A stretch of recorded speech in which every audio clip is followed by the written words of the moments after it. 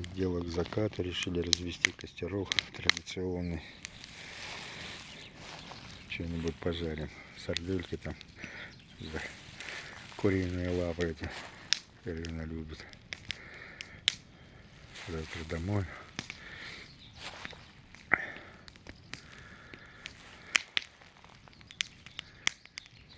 Сейчас он вообще погодка шепчет. А я еще и заболел. Не знаю, как завтра ехать буду. Доеду.